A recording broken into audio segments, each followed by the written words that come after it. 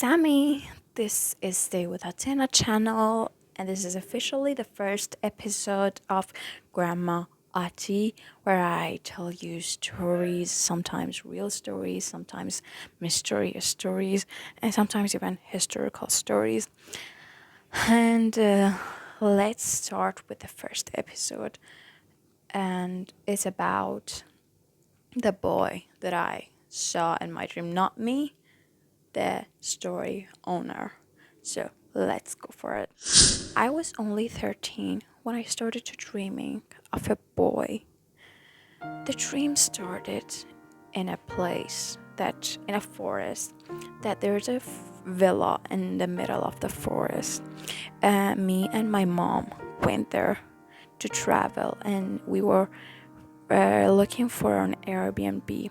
And when we saw this house, we were like, yeah, this is it. We should go and take this house. And I went there. I saw a boy, like 13-year-old boy, he was in my age, was planting some seeds out of the house, in front of the door actually. And I went there and I asked him if there is any place for us to stay, like an Airbnb or things like this. And he smiled and said, yes, you can go inside and ask my mom. And we went inside and we were talking about the Airbnb. And when we came out, I saw the boy, that he was unconscious and he collapsed on the ground. And the dream ended, and I woke up crying, and my eyes always were swallowing and red whenever I wake up and go to have breakfast in the morning. And it kept happening for a while. I was dreaming of him every single night, until one night my mom figured this out and asked me, what is wrong with you? And I explained everything to her. I told her how I see a boy, a teenage boy, a child. He was 13, and he died in my dream, like literally, not in a way that he just unconscious. No, I feel it in my dream that he's dead. I first see him, and the last thing he did to me, he said, go inside my mother, and he smiled. And after we went inside, he died. And I explained it to my mom, and she tried to take me to therapies, but nothing helped. And I kept seeing that boy and his death every single night in my dreams, until I turned 15, and everything suddenly stopped, like literally. I stopped dreaming of him. My mom was happy that I'm not going to wake up with red eyes and cry sometimes without any reason or depression. She was happy, but I was sad because I felt like I have to help that boy. And there is a reason behind my dreams that kept happening for 3 years. And I was actually sad that those dreams stopped, because I wanted to save that boy, but I couldn't. Years passed, and now I'm 19 and I'm a college student. I just got accepted, and I have to move out from my college. And when we packed up, my mom told me that she's going to drive me to my city, to the city that my college is located in. And I was like, okay, it's could be a good time, and we could spend more time before my college. And we get in the car, and we went on the road.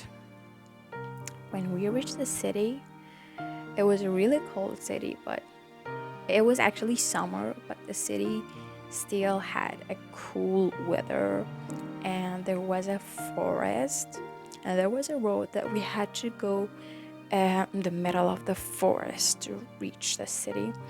And when we went there, I saw the same scene in my dreams. The same place, the same sound, and the same villa. Like literally, I saw it. I saw everything. And then I saw the boy from my dream. Yes, I saw the boy from my dream. Except this time, he was older. He wasn't a teenager. He was older, but I can feel that he was the boy from my dreams. And ever since I saw him, I started crying non-stoply, and I wanted to run out to him. But my mom stopped me, and she said, stop doing that. She figured out that what I was thinking, and I told her that he is the boy that I was seeing in my dream. And she tried to convince me that I shouldn't go, but I couldn't. And I told her I have to go. It is my destiny. And she said, okay, but you have to wipe your tears, and you have to be okay. Don't go for him like you're stupid or something. And I said yes. I wiped my tears and I washed my face with a bottle of water, and I went towards him. And I didn't know how to start a conversation. I said hi, and he smiled, and he said hi, and I didn't know what to say in that moment. I literally wanted to hug him, and I couldn't, because what he was going to think about me. I told him, is there any Airbnb near here, or do you have any Airbnb? And he said, yes, of course. You can go inside and ask my mom, with that warm smile. Everything was going just like the dream, like literally. And I went inside, but I was really freaked out, because I knew in the dream when I went out, he was unconscious. And I came out of the house, and this time he wasn't unconscious. He was still planting the seeds. And when I saw him, I smiled, and I was happy to see him okay. I went towards him and asked him if he's okay. He said, yes, of course I'm okay, and I'm always okay here when I'm in the forest. I told him that I'm a college student and my college is near here. I was looking for a place that I could hang out with my friends, and I'm going to come here sometimes to hang out with my friends. And he said that it's a great news, and I can come to that Airbnb whenever I want. I said this, and I went to my college, but I couldn't stop thinking about him. Of course he was okay, and he wasn't unconscious like that dream, but I knew there was a reason behind my dream. Like, why did he die? He literally died in my dream. I felt like I should be near him. I should be close to him to look after him, to take care of him. I didn't know how to be close to him, but I know I have to save him. There is something that I have to save him from, and this was how I felt. A few days later, I came back to the villa, and I saw him, and we started to talking about the house and the Airbnb, and he showed me the house, and I explained that I'm a college student and I'm an artist and I paint sometimes, and I really like the forest, and I like the vibe that it has. It helped me for my paintings. And he said I can come here whenever I want. Also, he knows some places that are really great for painting. And I was like, yes, I really like them. Could you show me? And he said, yes, of course, but they are a little far. And this was why we didn't go there for that day. And I came back to my hostel from the university, and the very next day I came back and I told him that I have time today and I can go for that place if he's free. And he said, yes, of course I'm free. And he take me to that place, and it was really, really beautiful. There was a river, and there was a huge tree near the river. And I sat there and started painting while we were talking together. And a few days passed, and we kept seeing each other. And days became 2 weeks, and before I know, a month has passed. And one day he called me to see him, and when I go to the forest, I see him unconscious. Like literally, he was unconscious and laying near the tree. He was unconscious near the tree, or at least it was how I was thinking. I started to crying and running towards him and calling his name, and he just got up and he was like, what is happening? And I'm totally okay because he saw me crying and calling his name. I think he figured out what I was thinking. I thought he's unconscious and said, no, I'm okay. I started to crying. I couldn't stop crying. He hugged me and he told me that everything is okay and nothing is wrong with him. Still, I couldn't shake out my fear, and I told him that he have to go for a checkup. He started to laughing and explained that he was just laying because it's really beautiful here and there is no other reason for it, and he's totally fine. But I told him that he have to go for a checkup because it's really important.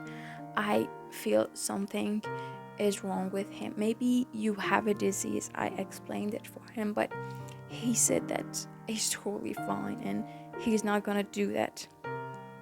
He left near the river and I followed him.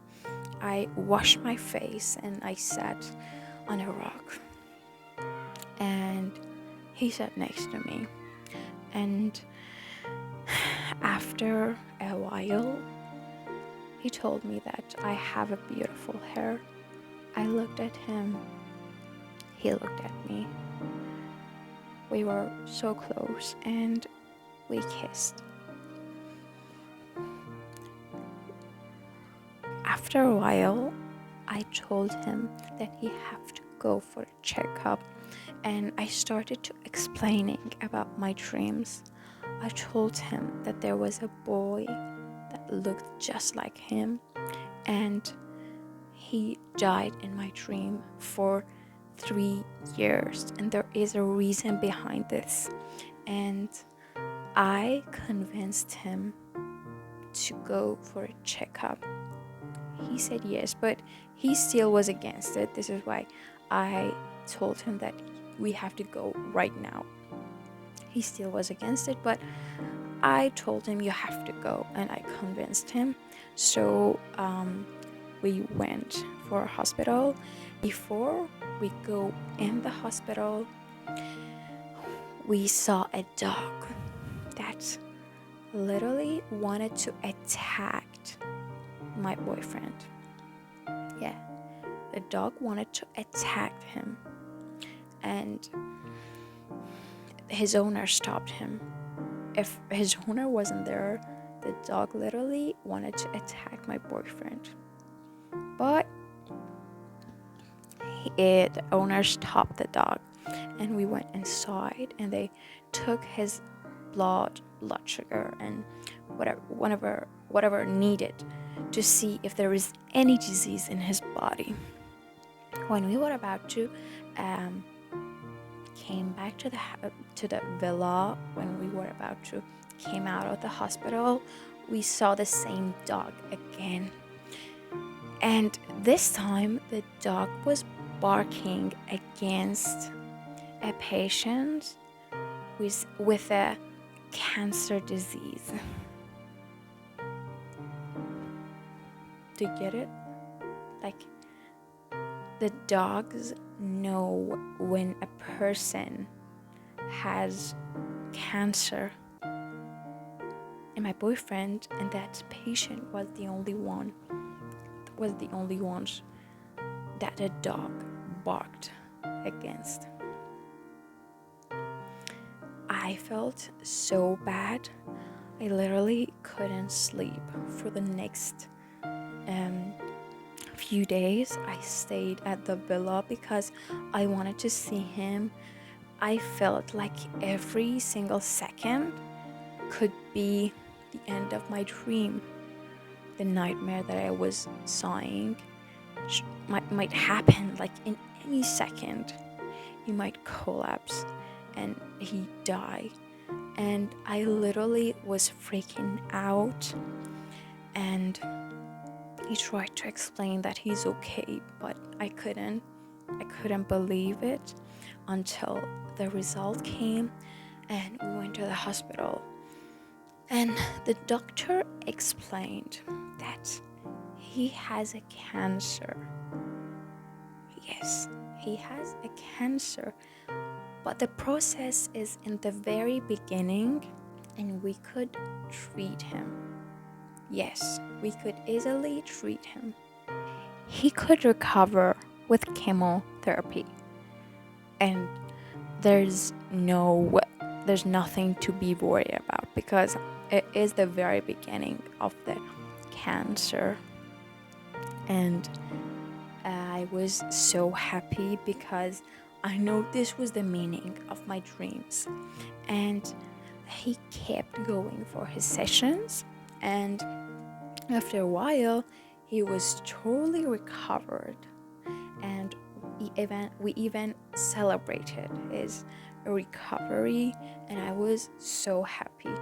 But still, there was always a small thinking of, what if my dream has another reason? Or what if it's the beginning of it and it's still not over? Thank you so much for watching it till the end. This is the first episode, and I'm not very experienced, and I am sorry if it was boring or anything. Please, please, please tell me if you had any comment.